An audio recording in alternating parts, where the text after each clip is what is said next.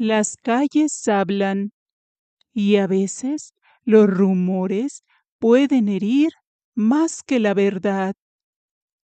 ¿Puede un rumor destruir una vida? Comencemos este capítulo 14, titulado En la calle de la Paloma.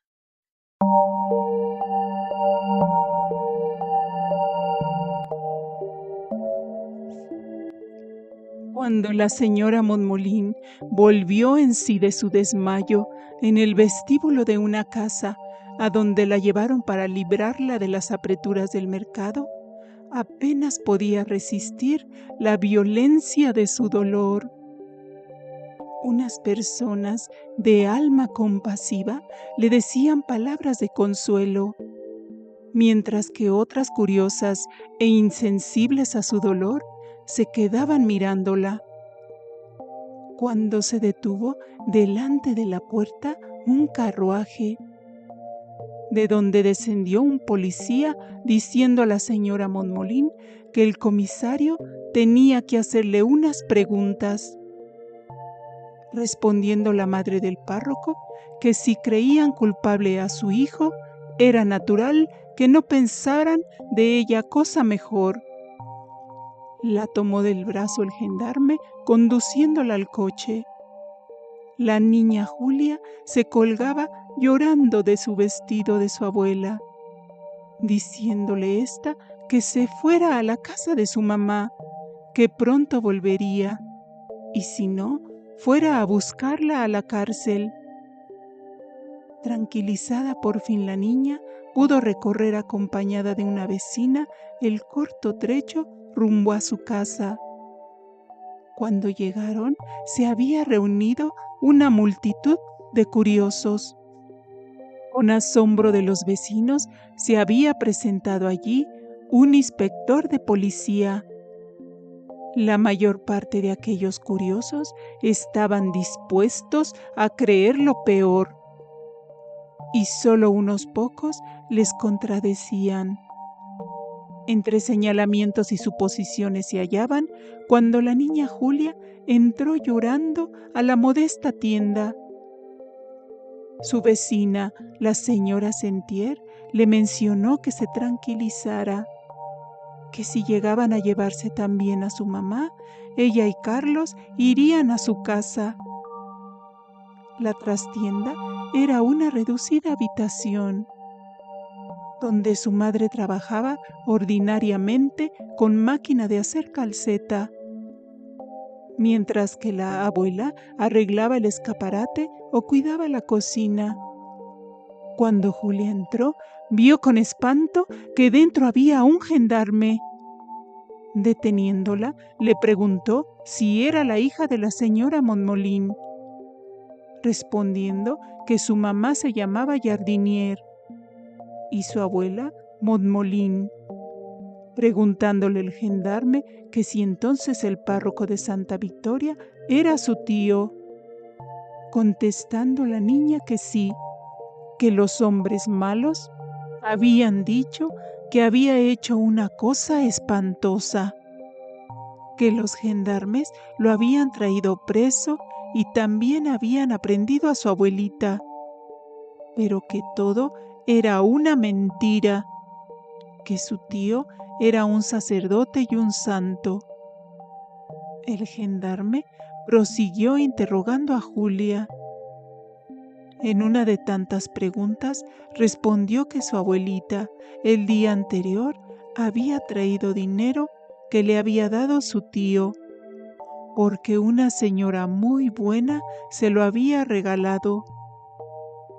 El gendarme había logrado con sus preguntas sacar a la inocente niña las noticias que deseaba, las cuales confirmaban al parecer las sospechas del juez de instrucción. En una hoja de papel, éste escribió que la niña lo había confesado todo, diciéndole a la niña que su mamá tenía visita, abriendo la puerta a su jefe y entregándole lo que había escrito sin que se dieran cuenta. Ya dentro, el inspector se dirigió a la señora Jardinier, que pálida pero tranquila estaba sentada junto a la ventana, diciéndole que era inútil que siguiera negándolo, porque la niña lo había confesado todo. Contestando la señora que qué era lo que había confesado, respondiendo el gendarme que su madre había llegado con una suma considerable de dinero, que después de comer al mediodía fue a la casa del judío Leví para pagar las deudas y probablemente a dejar el resto depositado en poder del hebreo.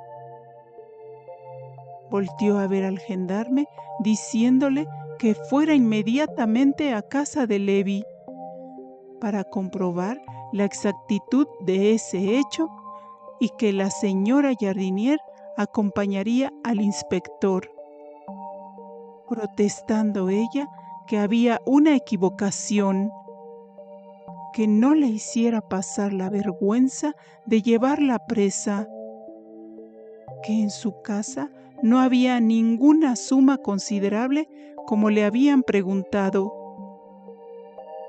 que su madre había llevado a lo más algunos francos y en efecto nunca había habido desde años tanto dinero. Y solo le habían preguntado si su madre había llegado el día anterior con una cesta de viaje, donde traía más que la ropa blanca de su hermano, porque su madre acostumbraba repasarla, y diciéndole molesta que eran personas honradas y nunca habían tomado ni un céntimo de nadie. Contestando el inspector que se tranquilizara, que no había dicho que ella hubiera robado, pero que en alguna parte debía estar el dinero de la señora Blanche, pesando sobre su madre la sospecha de que el día de ayer lo trajo de Santa Victoria. Exclamando con espanto la señora Jardinier que de cierta señora Blanche, su hermano el párroco, había recibido como regalo un billete de 500 francos, lo que su madre le había dicho, diciendo el inspector que ayer precisamente había sido asesinada la señora Blanche en el convento de Santa Victoria. Levantándose de su asiento la señora Jardinier, pálida como la muerte, diciendo que qué desgracia, que quién la había asesinado, que si acaso sospechaban de su hermano, diciendo el inspector que en efecto, que no iba desencaminada, mirando fijamente cómo la señora retorcía sus manos lanzando un grito de desesperación. Cuando se le pasó la primera explosión de dolor y rompió a llorar amargamente, se dejó caer en la silla, diciéndole el inspector que quería creer que ella no había intervenido para nada en el robo y el crimen, pero que era preciso que le dijera dónde estaba el paradero del resto de la cantidad de dinero, que si sí lo declaraba, sería tratada con la mayor consideración, o en caso contrario, tendría que seguirlo inmediatamente a la oficina de policía, que tenía 2 minutos para pensarlo. Exclamó llorando la señora que no tenía que pensar nada, que había una lamentable equivocación, el pensar siquiera que su hermano fuera capaz de cometer tal crimen. Respondiéndole el inspector que se veía en la triste obligación de llevársela presa, que no lo hiciera cumplir con el desagradable deber de acudir a la violencia, que por los niños no se preocupara, que estarían bien.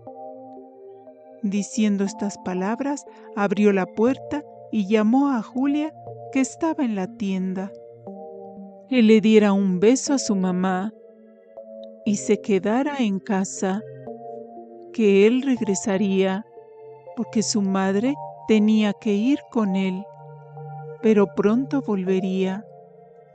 La señora Jardinier dominó su dolor y abrazó a la niña que lloraba, consolándola, que se quedara en casa hasta que ella regresara, preguntándole por su abuelita, contestando Julia que cuando fueron al puesto de verduras traían en un carro entre gendarmes a su buen tío de Santa Victoria, y las gentes malvadas decían que había cometido un crimen, que cuando la abuela lo vio, dio un grito y cayó al suelo como muerta, pero que no estaba muerta, que cuando despertó en casa del especiero Legras, a donde la llevaron, que había llegado un gendarme por ella y no sabía a dónde se había ido,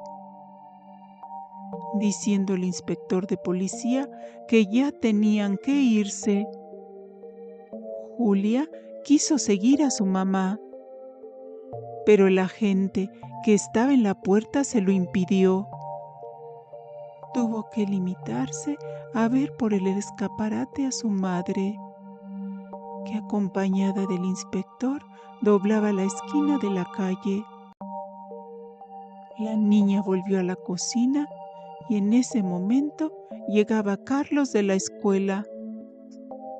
Se encontró con dos agentes que estaban registrando minuciosamente los escaparates, armarios y cajones, revolviéndolo todo, preguntándoles que qué estaban haciendo, contestando los agentes que si era hijo de la señora Jardinier, que si podía ayudarlos y si sabía dónde estaba el saco que su abuelita había traído el día anterior, contestando que su abuelita había lavado todo lo que en él había, diciendo Julia que no hablara con esos señores, explicándole lo sucedido.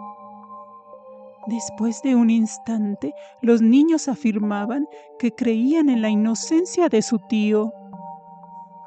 Cuando estaban comiendo, Julia dijo que había escuchado al inspector de policía y a los agentes en la calle que era probable que los llevaran a un asilo, contestando Carlos que eso jamás. Una vez que terminaron de comer, Carlos tomó su gorra y se fue corriendo a la casa del panadero, contándole todo lo que sabía. Empezó a llorar, expresando su temor de que lo llevarían, junto con su hermana, a un asilo. La esposa del señor Lenoir contestó que de ninguna manera, que los traería a su casa y sería su madre mientras los inútiles policías dejaban sueltos a los malvados y prendían a personas honradas. Que fuera su señor esposo Lenoir a la alcaldía a informarles que los niños se quedarían con ellos. Levantándose de su cómodo sillón, se puso la levita y el sombrero de copa para ir a visitar al señor alcalde. Y aquella misma noche durmieron los niños bajo su hospitalario techo.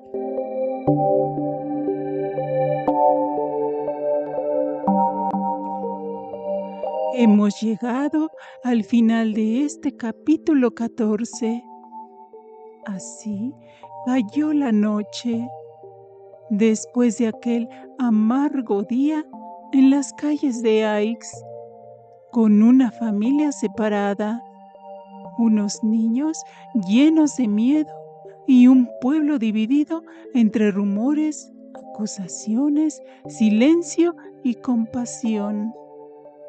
¿Y tú habrías tenido el valor de ayudar a esos niños? Puedes dejar tu respuesta con un sí o no.